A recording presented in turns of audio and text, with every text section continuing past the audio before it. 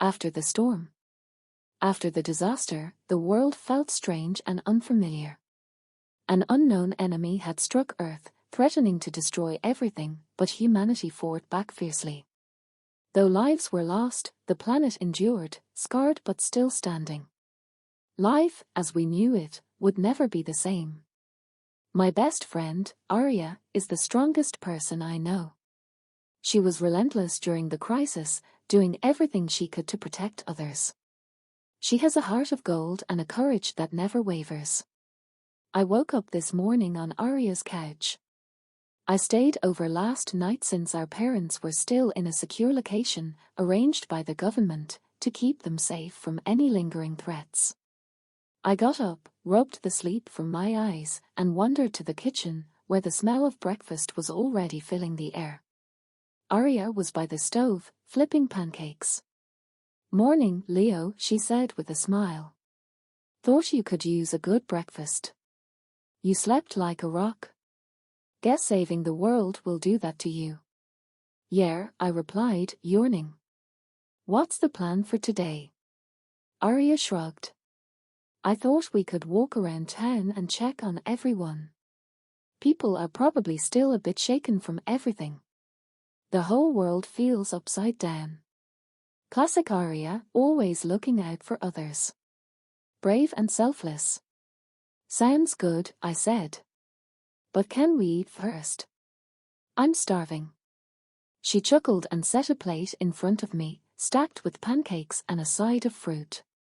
We ate in a comfortable silence, both lost in our thoughts.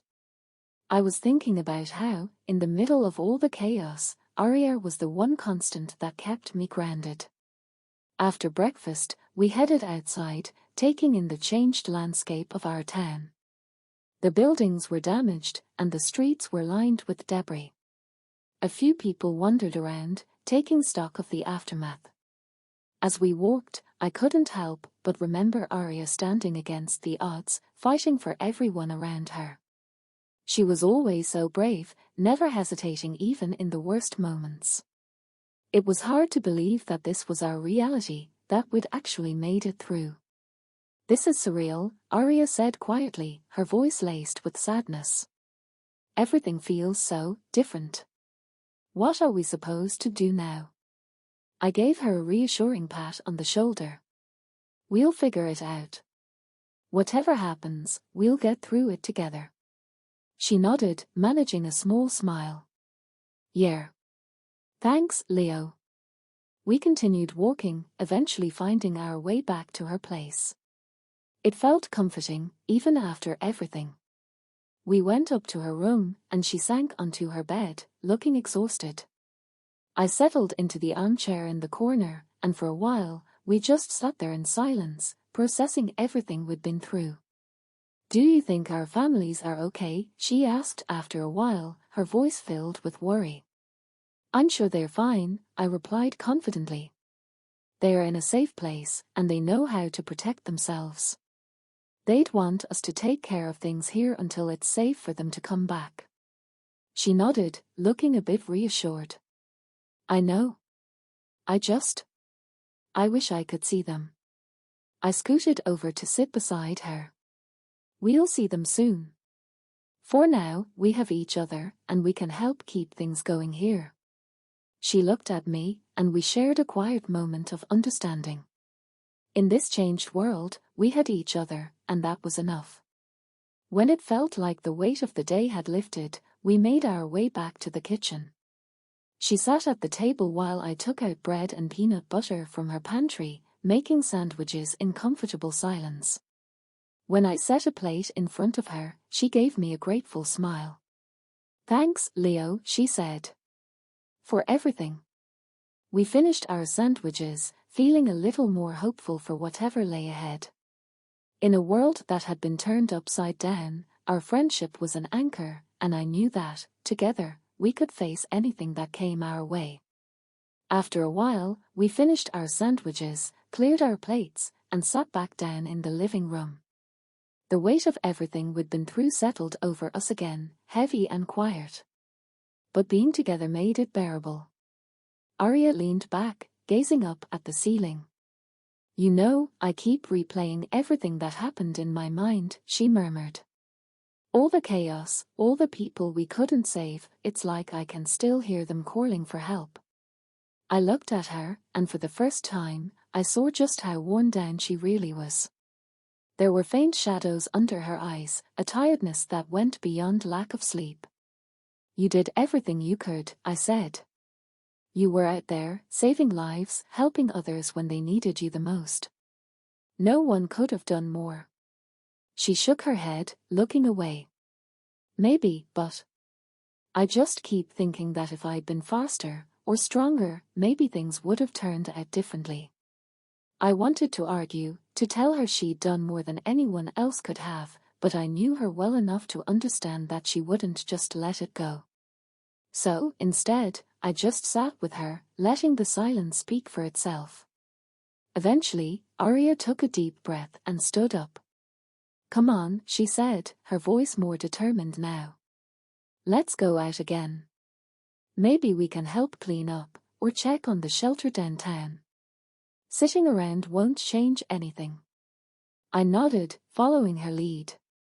Yeah. Let's go. As we walked through town, we saw neighbors beginning to rebuild, sweeping debris off their porches and pulling down the wreckage of broken fences. Some people were just standing in small groups, talking quietly, probably sharing their own stories of the days that had changed everything. When we reached the community shelter, the sight of so many familiar faces lifted my spirits a little. Some of our friends were there, working alongside volunteers to distribute supplies and help set up sleeping areas. Arya and I joined them, spending the next few hours organizing food donations, stacking blankets, and talking with those who needed reassurance. An elderly woman approached us with a shaky smile, her hands clasped together. You kids have done so much, she said. Thank you for everything. I don't know how we'd have managed without people like you. Arya smiled back, but I could tell her thoughts were elsewhere. When the woman moved on, I touched her shoulder gently. See? People are grateful. You're making a difference. She sighed, glancing down. I know. I just wish. I wish it felt like enough. We worked until the sun began to set, casting a warm orange glow over the town. As the sky darkened, people lit small lanterns and candles, placing them along the streets and in windows. It was like a quiet, collective promise, a way to say that even in the darkest times, hope would still shine. As we made our way back to Arya's house, we walked in silence, feeling the weight of the day settle over us. But this time, there was a glimmer of hope, a spark of something that felt like resilience. Back home, we sat on the porch, watching the stars begin to appear. Arya broke the silence. You know, Leo, no matter what happens next, I'm glad we have each other. I don't think I could do this alone. I nodded, leaning back against the porch railing. Same here. Whatever the future holds, we'll get through it. Together. For the first time in days, I saw her relax a little, her face softening as she looked up at the stars. In that moment, everything felt okay. We didn't know what tomorrow would bring, but we knew we'd face it together, and that was all we needed. As the night deepened, the two of us sat there, side by side, letting the calmness of the evening settle around us. The world was different, yes, but we'd found a new kind of strength, and with it, a quiet sense of peace. The days that followed were filled with hard work. Arya and I woke up each morning with a renewed sense of purpose, spending most of our time helping in the community. There was always so much to be done, clearing rubble, checking on neighbors, distributing supplies. And every evening, we'd sit on our porch, talking quietly about the day's events, sharing memories of the lives we'd known before everything had changed. One evening, as we were watching the sun sink behind the hills, Arya turned to me. Do you think things will ever really go back to normal? I thought about it. The alien invasion had left scars, both on the landscape and in our minds. But we were still here, rebuilding, trying to find some semblance of stability. I don't know, I admitted. But maybe we can build something better. A new kind of normal. She nodded slowly, a thoughtful look on her face. Yeah, maybe. Over the next few weeks, the town began to show signs of recovery. Streets were cleared, temporary shelters turned into makeshift homes, and slowly, people started to find small ways to reclaim their lives. Families would gather in the town square in the evenings, sharing food and stories under the stars. Children ran through the streets, laughing, as if the world hadn't been turned upside down. One morning, while Arya and I were helping repair a fence at a local farm, we heard a familiar voice behind us. Need a hand? We turned to see our friend Noah, grinning and holding a toolbox. He had been one of the few people to remain in town during the worst of the invasion, and we hadn't seen him in weeks. Noah. Arya's face lit up as she ran over to give him a hug. I joined in, laughing as he tried to catch his breath under our combined weight. I heard you two have been saving the world, he teased, setting down his toolbox. Figured I'd come help. With Noah's arrival, things felt a little more like old times. The three of us fell into an easy rhythm, working during the day and meeting up in the evenings to share stories. Noah was full of jokes and optimism, and his presence seemed to lighten the air, making even the hardest days feel manageable.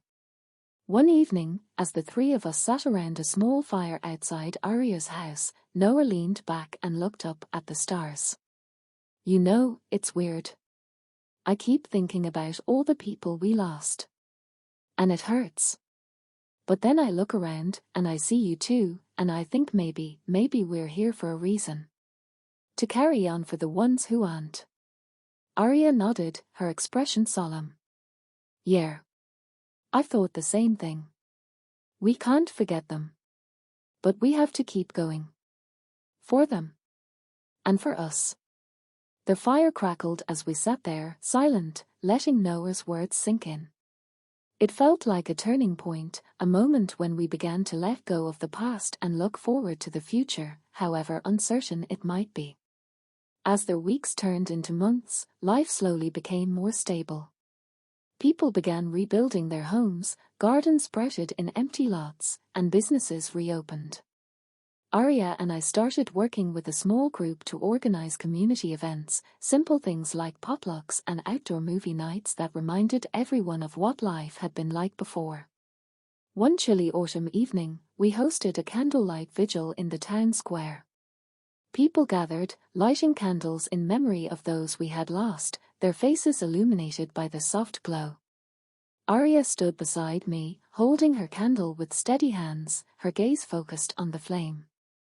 When the vigil ended, she turned to me, a soft smile on her face. Thank you, Leo. For sticking with me through everything. I smiled back. Always.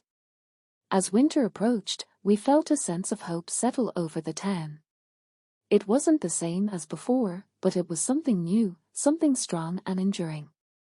And with each day that passed, Arya and I found strength in each other, in our friends, and in the small acts of kindness that brought our community together. We didn't know what the future held, but we knew one thing for sure: whatever challenges lay ahead, we would face them together.